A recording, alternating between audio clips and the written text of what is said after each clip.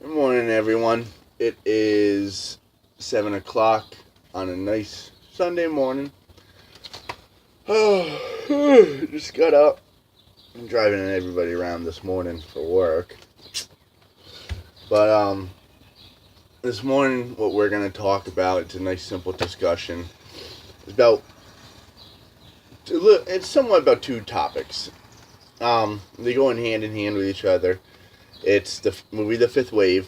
I decided I'd talk about that this morning. It's an easy topic to talk about.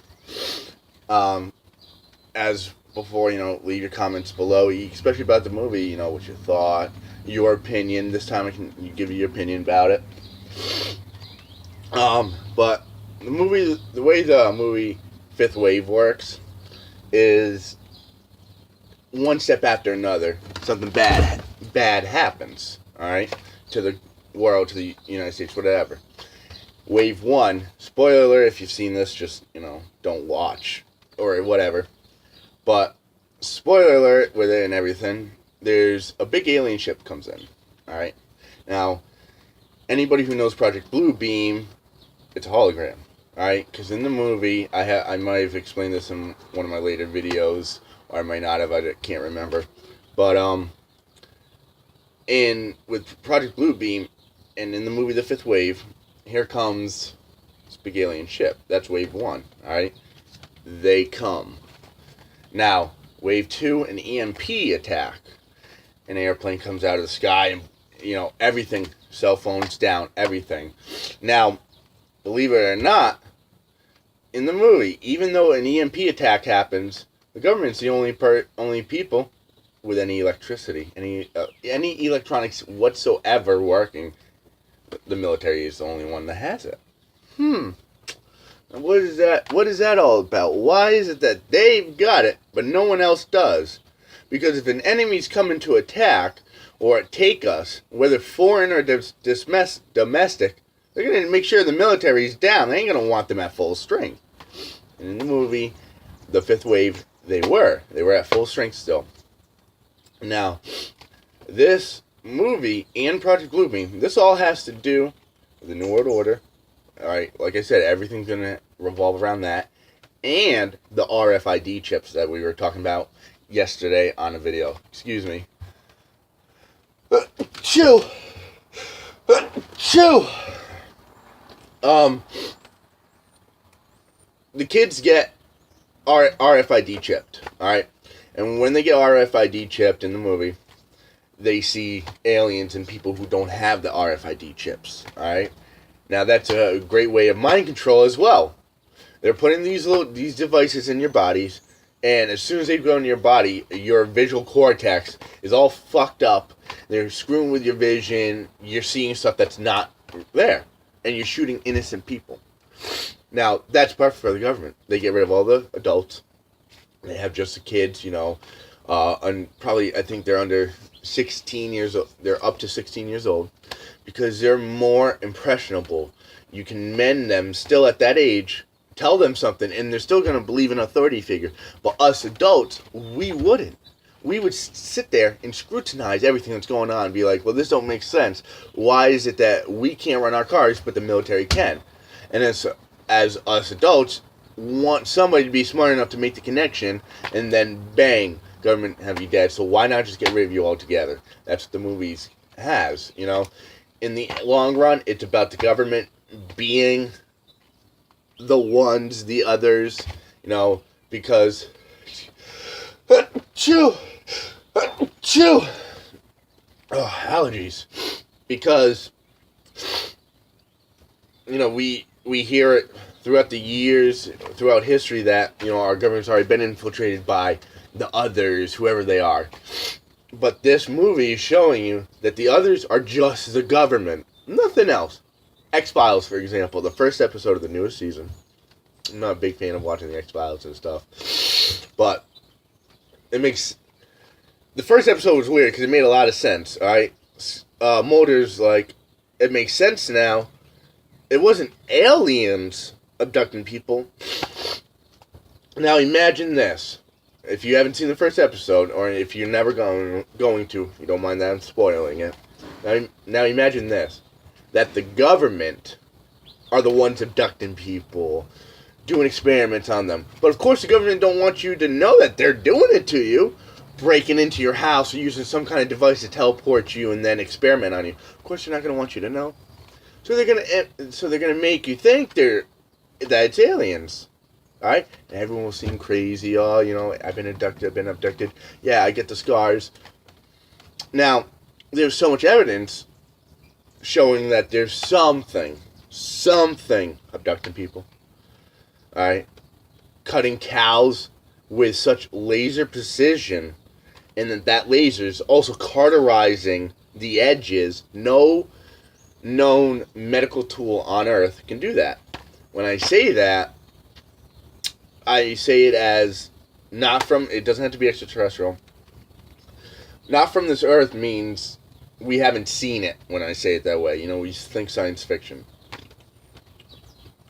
Because obviously it could be something not from this Earth, you know, like super nano fucking plasma cut or something like that. It could be from another galaxy or whatever.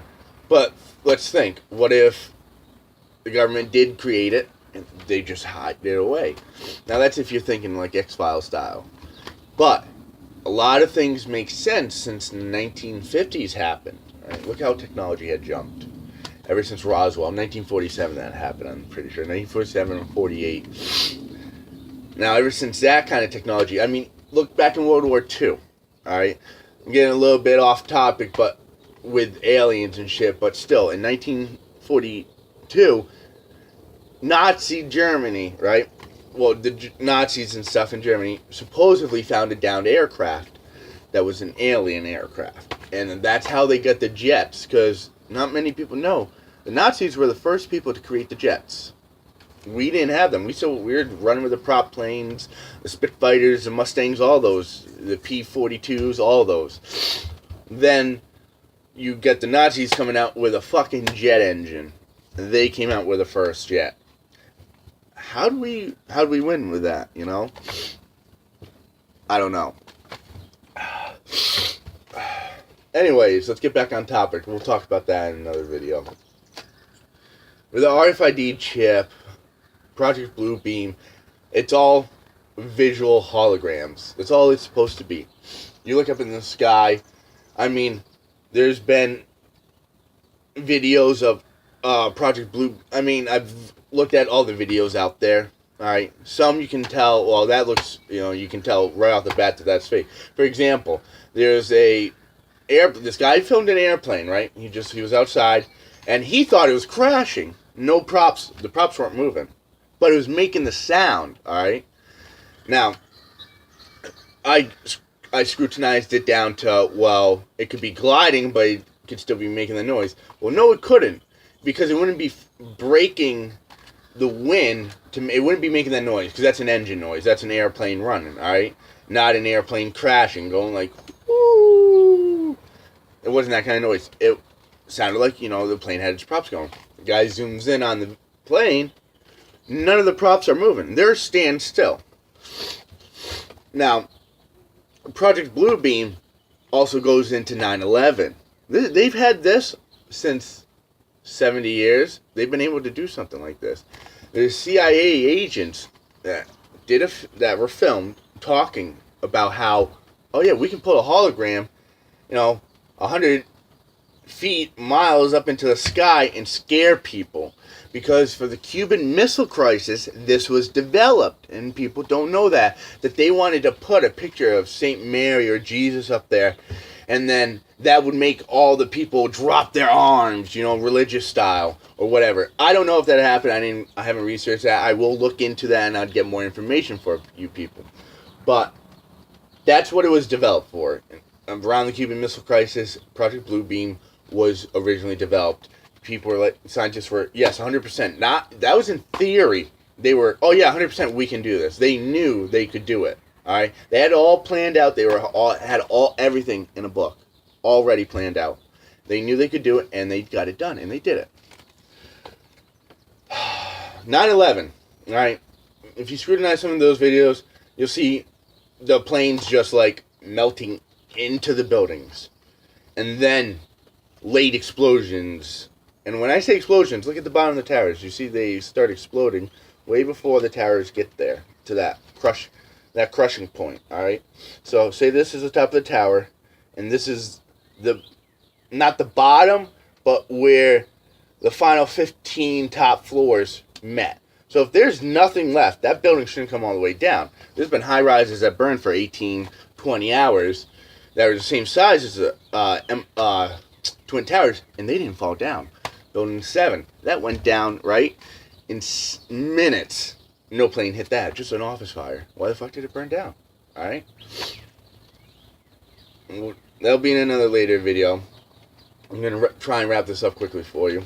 But, with Project Bluebeam, it's basically holographics. It's holographics and sounds, and that has to do with HARP. Alright? All this stuff has to do...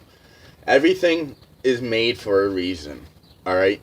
Everything works for a reason with other things. Like CERN, the Hadron Collider. Alright? It supposedly opens the portal of hell. We'll talk about that at some point. But all in all, Project Bluebeam, watch Fifth Wave. You'll see. Watch that whole movie. That whole movie is. If you don't like Chloe Grace Moretz, just get through the movie. Alright? Just get through it. Because the ending, the whole sum of the movie, once you get down to the last 10 minutes, that's when the movie really starts. It's mattering. It's making sense. You're seeing how the government's fucking you over. This movie is really about the truth and what's truly going on. It's like right in your face, and it's just like they're laughing at you. It's right in your face. Check the movie out. Learn up on Project Bluebeam, and we'll have more discussions about it. All right. Also, remember, everything deals with the RFID chips in New World Order. Have a good morning.